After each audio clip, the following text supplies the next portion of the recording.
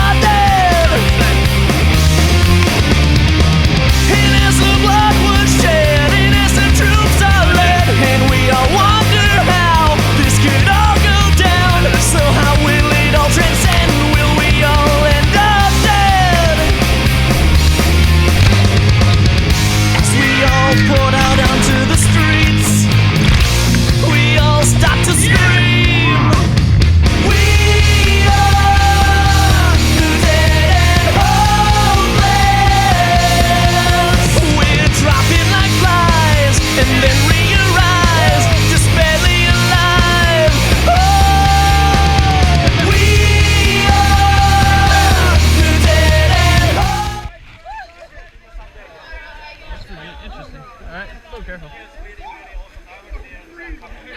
Oh, cool. I was the only one who went off the waterfall. So yeah. I went out. But you hung out. Anybody else want to go swim? My hand is so numb. We'll take back control. At least that's the hope. We're ready to go. Oh! But one by one I walk this die and think that hope is running out. One by one we fall. Praying, just believe that it doesn't get us all. Yeah! My hands can't function as hands. How was it? Epic! Woo! Thanks, Meg, for being excited. We're looking at pictures. So much fun. My hands don't work anymore at all. It's so cold. Well, this is great. This is the heater. Hey! Oh, how'd you guys like it? It was awesome! Tell me so I know that Go we down the need hill to in one wait of these a things. little bit longer. My favourite track. Are y'all ready for this? Yeah. Yeah. Yeah. It's gonna be great. Hang on. Wait, are you filming? Or I am filming, yeah. Okay, cool. It happened. Hi. I'm gonna take a video of the track. That's where we're going, down in Large Balls. That's a great idea. Ah.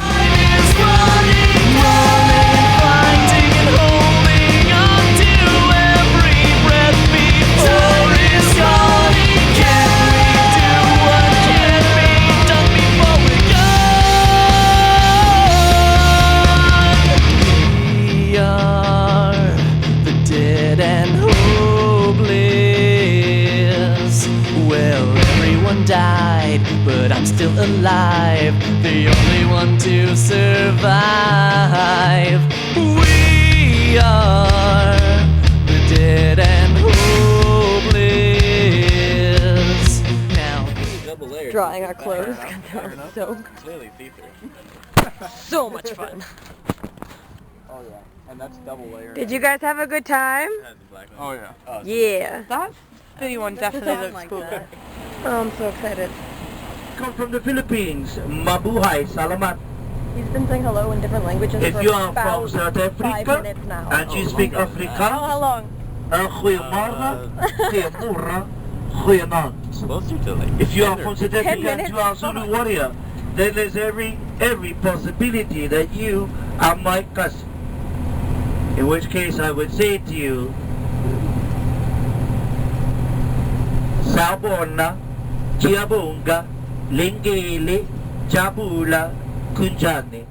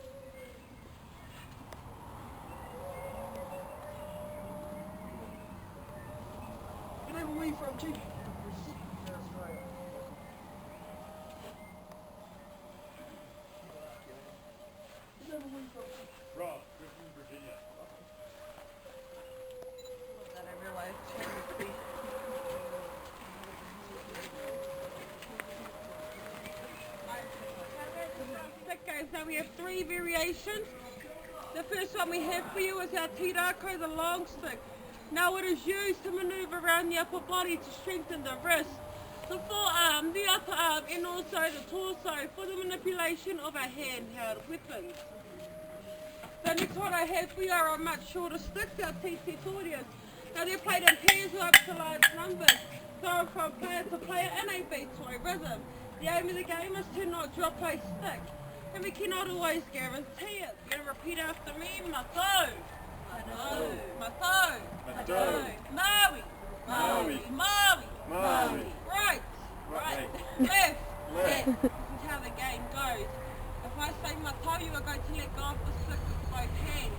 Quickly and physically run to the stick on the right hand side, grabbing it before it drops. Likewise, if I say Maui, just let it go and move to the stick on the left hand side, grabbing it before it drops. Alright? I'm going to say Mato, we're going to move to the stick on the right. Mato! Excellent. Mato! Maui! Maui! Maui! Maui! Remind them, Mato is your right, Maui is your left. Mato! Mato!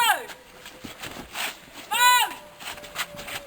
Okay, when you let go of your stick, all you have to do is just let it go. You don't need to let it go. Alright? Are you ready? Can you explain it? Okay. So when I say take my toe, you're going to bring it to your right shoulder and your opponent in the left leg, okay?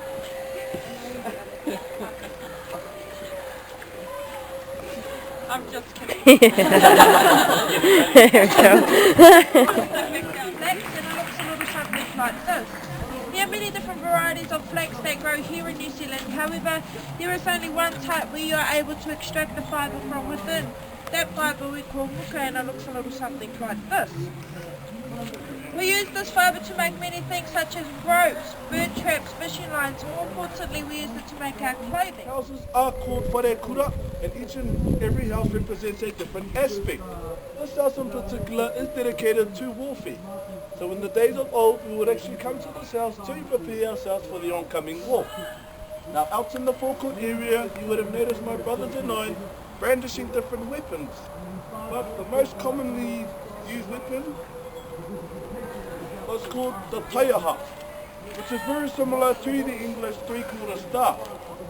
Now, but it wasn't used in the same manner, as it was represented as an ancestor and a guardian to the individual owner of the weapon. Now, before you could receive a taiaha or any Maori weapon, you had to undergo very many vigorous lower half trainings. Because it was said, if your lower half was not coordinated with your top half, you were no good for my people for the open battle. You were left back at the village to cook for the soldiers or for the warriors. In flight, my ancestors made this grid here. Now, we call this a kōwharawhara pakiaka o Ngāti Tumata Wera o Ngāti Tumata Upoko, Aue. You may know it as a grid or a ladder, used with the professional sports teams, the army, the navy, where they would use tyres, ladders. So, well, my people and I, we are still eco-friendly. So we just wait for a windy day like last week, go out, collect all the fallen branches and set them out like so. Now this is only a replica for your viewing tonight. It was actually stretched out 100 to 200 meters long, having 50 to 60 warriors running up and down, learning different foot patterns, different 1 foot into each and every square, returning back and remaining on their side. Remember, if you touch a stick, whack whack. I'm just kidding, ladies and gentlemen. We do have a smacking law in New Zealand, so there's a modern twist. Ladies, if you touch a stick, you remain here and marry my brother. Gentlemen, we shall be at the bar. Alright, are we ready? Remember, 1 foot into each and every square, coming back. Gentlemen, best advice for you, step to the side. When the females come back, please go ahead. We're going to do it twice. They run up, down, tag your partner, and go again. Are we ready? And go! You ready, gentlemen? Once your side comes back, you go. We have one more lady to the side, and go. Last one, gentlemen, last one. Stop it there, ladies. Round of applause, folks. Let's stop it there, man. Round of applause, ladies. Round of applause. Welcome to this house of learning, which is named Te Whare Mataro, simply meaning the house of many faces. Tita. Tita, kia ora. Now folks, the reason why it's called the house of many faces, much like the face of the timber that my people work with, we also work with our own faces. Tita. Now the markings that you see on our houses, or the carvings that you see, folks, these depict myths and legends, stories of my ancestors. I just want to bring you to another art, ladies and gentlemen. We call this tā moko, which is the facial and the body markings that you see displayed on my people. Using this implement or this tool here, known as a uhi, folks. Can you say uhi? Uhi. Now can you say tetuga? Tetuga. Well done, folks. But quite similar. However, the uhi acted much like a chisel for the face. Kapai. Now, the master carver, master tattoo artist, they'll use 3 of these, folks. First one was simply just to etch out the facial marking. Second one was simply to cut, to split your flesh apart. Remove 2 to 3 mils of your flesh, and you'll repeat that once it is scabbed over. So it's cut, heal, cut, heal, cut, heal. Upon our last uhi, this was simply to put in our ink, our pigment, which the ingredients came from the bark or the sap of a kauri tree, a hōtete, which is a bush caterpillar, shark liver oil, a little bit of clay from our mountains, folks, and a little bit of soot from the fire. Haka. Let's say this together. Haka! Haka. That is what we are going to perform, and in fact we're going to allow the haka to speak for itself. with a practical demonstration. Some of you are catching on very quickly. Use your digital devices to capture this historic moment as our warriors perform the haka. I'm sure later on this evening they can't wait to see themselves on YouTube. Alright gentlemen, here we go. Would you hold this for me please, man? Thank you very much. Alright, here we go gentlemen. From the top, a few simple commands and actions to follow. The first of which is kia wiri, hands to the side and shaking right. So the next command looks and sounds a little bit like this. Watch carefully. Kia mo! Hei! So on the command we do this all together with a good strong hei. Here we go gentlemen. Hand shaking. Kia mo! Hei! Very good, stay there. Ringa pakia! Slap the thighs all together, all in time. Wait, pakia! Stamp your right foot. In time with the slapping of your thighs. Check it goes like this. Hit, and bring it in for 2. Hit, and bring it in for 2. One more time. Hit, and bring it in for 2. Now with the hands out front, clench fist, let's try a right punch. Now a left. Now add a little bit of air guitar. 4, 5, 4, 3, 2, 1. Now we're going to reach under the left elbow with the right hand like so. Let's do that together. Now the hands go up to the trees. Now we take them both to the left, to the right, to the left and to the right again. Reach under that elbow one more time. Back up to the trees. Back on your hips. And now the raise. Hey! Hey! Now repeat this after me. Hukana! Hukana! This is our facial expression. Big eyes, a big tongue. And a big noise coming from the pit of the stomach, looking and sounding a little bit like this. Watch it. Kiama! Hukana! Yeah! Okay, on 3 it's your turn. That's all there is to it. Big eyes. Big noise. 1, 2, 3. Hukana! Kiama! Hey! Ringa pakia! Wait, pakia! Right foot. Big eyes. Big tongue. Big noise. Hukana! Oh, combate, ora, combate, uru na nai tiki mai hata pititara, upane, kopa, upane pititara, hei, hukana.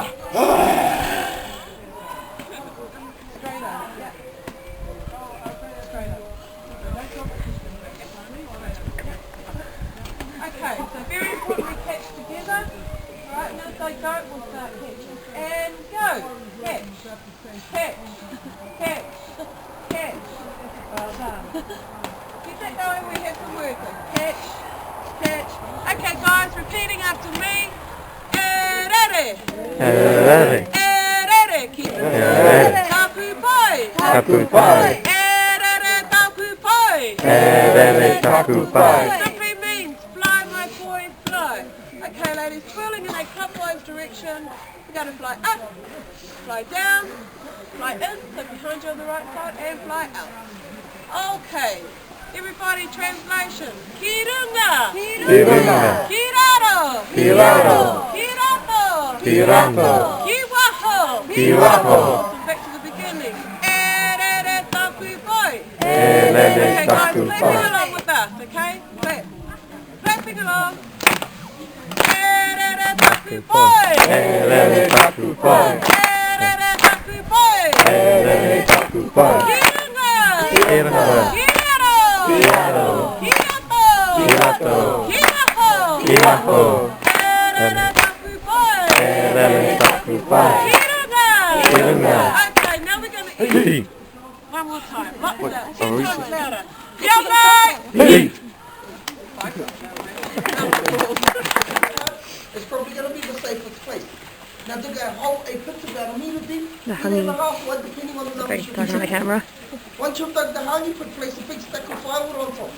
Now on top of that firewood, throw up their volcanic or geothermal rocks.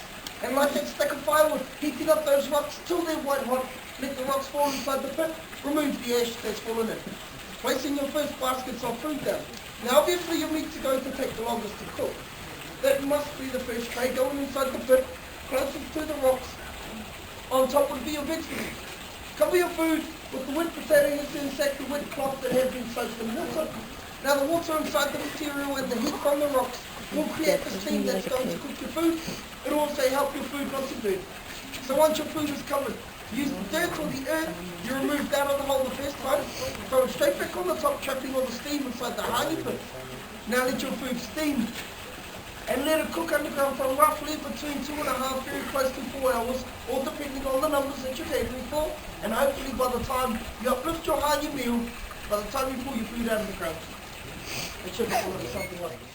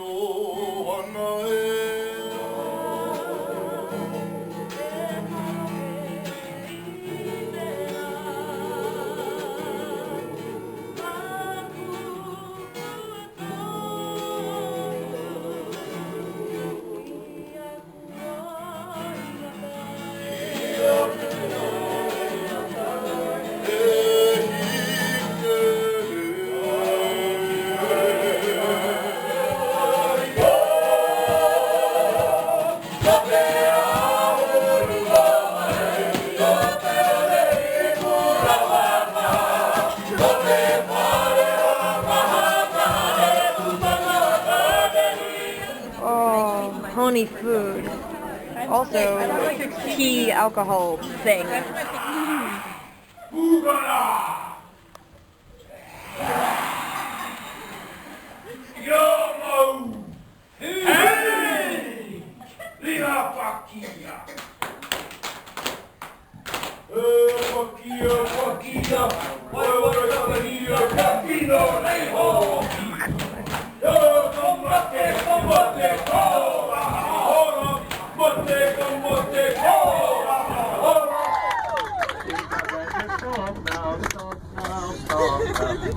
Better stop now, cause I'm getting awfully dizzy.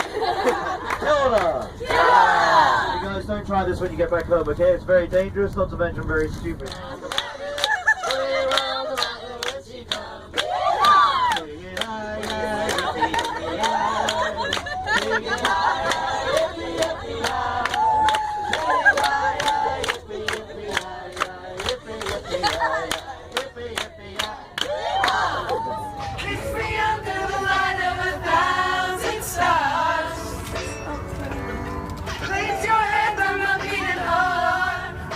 Sorry guys. Kiss me under the light of 1,000 stars.